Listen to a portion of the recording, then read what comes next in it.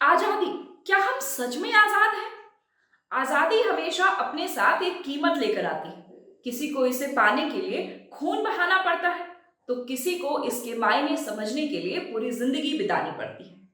नमस्कार, आप देख रहे हैं नवचेतना टाइम्स और आपके साथ मैं हूं नेहा सिंह। 15 अगस्त के इस खास मौके पर आज हम बात कर रहे हैं आजादी की। वो आजादी जो हमें कई साल पहले मिल चुकी, लेकिन क्या हम सच में आजाद हैं? हमें जन्म से ही आजादी का स्वाद चखने का हक मिला, लेकिन क्या इसका मतलब यह है कि हमने इसकी कीमत चुका दी? शायद नहीं।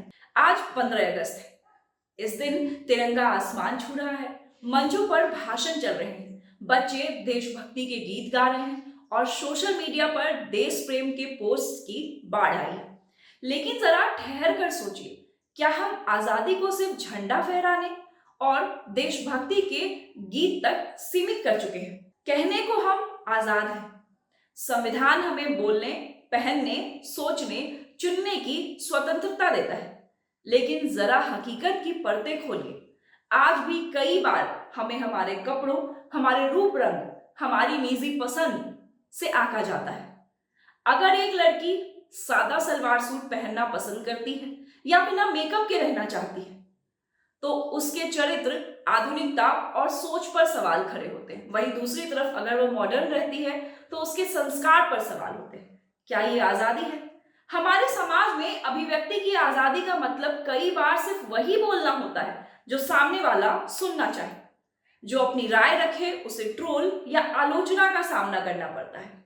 मानसिक और भावनात्मक स्तर पर यह आजादी के उलट एक अदृश्य कैद है। और सिर्फ व्यक्तिगत स्तर पर नहीं, घरेलू मोर्चे पर भी हम ऐसे रिश्ते को ढोते रहते हैं जहां लोग हमारे मान सम्मान को चोट पहुंचाते हैं और हमारे अस्तित्व का मूल्य तक नहीं समझते। घर बचाने के नाम पर लोग अपमान और हिंसा सहते हैं क्योंकि समाज तलाक या अलगाव को बुरा मानती है। एक थप्पड़ भी घर बसाने का बहाना बना दिया जाता है।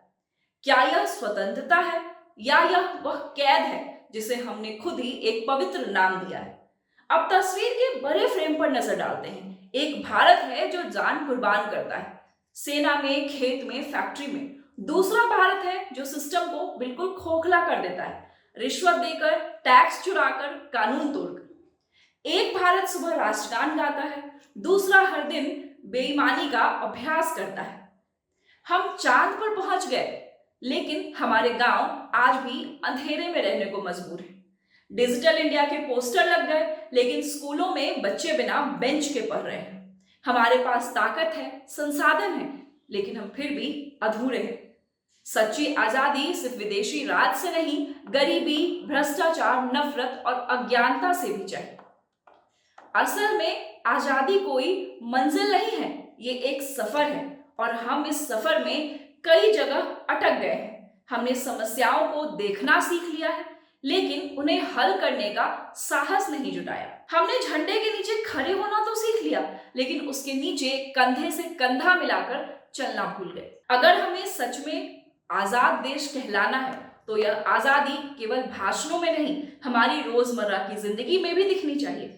यह आजादी हमें अपने डर के पिंजरे से बाहर निकलने का साहस दे, हमें गलत के खिलाफ बोलने का हक दे और सही के साथ खड़े होने का आत्मविश्वास दे, ताकि आने वाली पीढ़ी को भारत का सिर्फ एक चेहरा दिखे, ईमानदार, उज्जवल और सबका भारत। क्योंकि तिरंगे की असली ऊंचाई सिर्फ डंडे पर नहीं, वो मापी जाती है हमारी सोच, हमारे कर्म और हमारी सच्ची आजादी से। आपका क्या कहना है? क्या आपको लगता है कि आजादी के इतने वर्ष बाद भी आप आजाद हैं? क्या आजादी को हमें एक नए सिरे से देखने की जरूरत है? आपका जो भी कहना हो, आपकी जो भी राय हो, हमें कमेंट में जरूर बताएं। जय हिंद, जय भारत।